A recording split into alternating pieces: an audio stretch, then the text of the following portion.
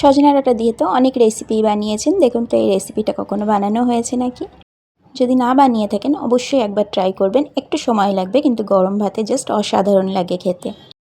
আসসালামু আলাইকুম everyone, welcome back to my channel Ishan's mom happiness. সজনা ডাঁটার ভর্তা বানানোর জন্য ডাঁটাগুলোকে ফার্স্ট এভাবে টুকরো টুকরো করে নেব, খোসা ছাড়াবো না, খোসা শুদ্ধই এইভাবে টুকরো করে নিয়েছি সমস্ত ডাঁটাগুলোকে। এরপর ডাঁটাগুলোকে আমি একটু সিদ্ধ করে নেব, তার জন্য ওভেনের মধ্যে একটু পানি বসিয়ে দিয়েছি, একটু লবণ দিয়ে দিলাম, এতে করে পানিটা খুব তাড়াতাড়ি গরম হয়ে যাবে। একটু ঢাকাও দিয়ে দিলাম, এতে করেও সময়টা কম লাগবে। 2 মিনিটের মধ্যে পানিটা খুব ভালোভাবে গরম হয়ে গেছে। আগে থেকে ধুয়ে রাখা ডাঁটাগুলোকে দিয়ে দিলাম। সজনাটা সিদ্ধ হতে খুব একটা সময় লাগে না, 5 মিনিট সিদ্ধ করব ঢাকা দিয়ে। যতক্ষণ ডাঁটাগুলো সিদ্ধ হচ্ছে বাকি জিনিসগুলোকে রেডি করে নেব। একটা পেঁয়াজ কেটে নিয়েছি, কয়েকটা রসুন ছাড়িয়ে নিয়েছি, কয়েকটা রসুনকে একটু ছোটো ছোটো টুকরো করে নিয়েছি, আর শুকনো লঙ্কা কাঁচা লঙ্কা নিয়ে নিয়েছি। এর মধ্যে ডাঁটাটাও খুব ভালোভাবে সিদ্ধ হয়ে গেছে, পানি থেকে উঠিয়ে নেব, একটা প্লেটের মধ্যে উঠিয়ে নেব। ডাঁটাগুলোকে একটা প্লেটের মধ্যে উঠিয়ে একটু ঠান্ডা করে নেব। আমার চ্যানেলে সজনে ডাঁটার আরও অনেক রেসিপি দেওয়া আছে, 10 থেকে 12 রকমের রেসিপি দেওয়া আছে। আপনারা দেখতে চাইলে আমার চ্যানেলটাকে ভিজিট করতে পারেন। সমস্ত ডাঁটাগুলোকে উঠিয়ে নিয়েছি, ডাঁটাগুলো একটু ঠান্ডা হোক ততক্ষণে আমি এদিকে পেঁয়াজ রসুন লঙ্কা এগুলোকে ভেজে নেব। তো একবারেই তেলটা দিয়ে দিলাম, সম্পূর্ণ ভর্তাটা বানানোর জন্য যতটা তেল লাগবে একবারে দিয়ে দিয়েছি। আর যে কোনো ভর্তাতে একটু তেল বেশি লাগে, তো আমি 1 কাপের একটু কম তেল দিয়েছি। আগে থেকে কেটে রাখা পেঁয়াজটা দিয়ে দিয়েছি, কাঁচা লঙ্কা শুকনো লঙ্কা দিয়ে দিলাম, কয়েকটা কোয়া রসুন দিয়ে দিলাম। রসুনের পরিমাণটা একটু বেশি দিয়েছি, কারণ রসুনের ফ্লেভারটা এই ভর্তাতে খুব ভালো লাগে।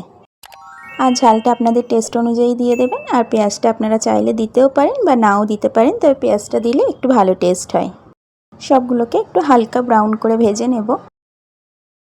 এই তো খুব ভালোভাবে ভাজা হয়ে গেছে, গ্যাসের ফ্লেমটাকে অফ করে দিলাম। তেলের উপর থেকে এগুলোকে আমি এইভাবে তেল ঝরিয়ে ঝরিয়ে উঠিয়ে নেব, আর বাদবাকি তেলটা আবার লেগে যাবে লাস্টে।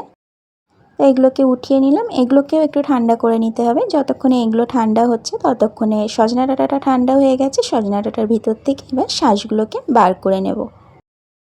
একটু হাতে সময় নিয়ে ভর্তাটা বানাতে হয়, কারণ সজনা ডাঁটা থেকে শাঁসগুলো বার করতে একটু সময় লাগে, তবে খেতে কিন্তু দুর্দান্ত টেস্ট হয়। তো এইভাবে সমস্ত শাঁসগুলোকে আমি ডাঁটা থেকে এইভাবে বার করে নিচ্ছি, আর ছিবড়েগুলোকে ফেলে দেব। তো একইভাবে সমস্ত ডাঁটা থেকে শাঁসগুলোকে বার করে নেব। কে কে এইভাবে সজনা ডাঁটার ভর্তা বানিয়ে খেয়েছেন আমাকে অবশ্যই কমেন্টে জানাতে পারেন। অনেকে এটা পুড়িয়েও বানায়, সেটা আরও বেশি সময় লাগে। এই তো সমস্ত শাঁসগুলো বার করা হয়ে গেছে। এরপর একটা গ্রাইন্ডার জারের মধ্যে এগুলো আমি পেস্ট বানিয়ে নেব। আপনারা চাইলে শিলনোড়া দিয়েও কাজটা করতে পারেন, কিন্তু এমনিতেই শাঁসটা বার করতে অনেকটা সময় লেগেছে, তো শিলনোড়াতে আর ইচ্ছা করছিল না।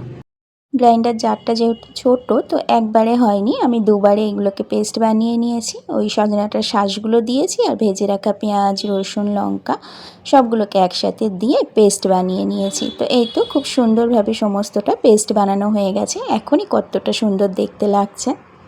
এরপর ওভেনটা আবার অন করে দিয়েছি। কড়াইয়ের মধ্যে তেলটা তো রাখাই ছিল, ওই তেলের মধ্যে আগে থেকে যে রসুনগুলো ছোট ছোট করে টুকরো করে রেখেছিলাম সেটা দিয়ে দিলাম। কয়েকটা সেকেন্ড একটু ভাজা ভাজা করে নিয়েছি।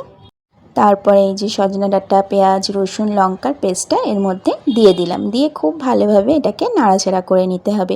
সমস্ত তেলটা এর মধ্যে কিন্তু টেনে নেবে। 1 চিমটি হলুদ দিয়ে দিলাম, আর পরিমাণ মতো লবণ দিয়ে দিলাম।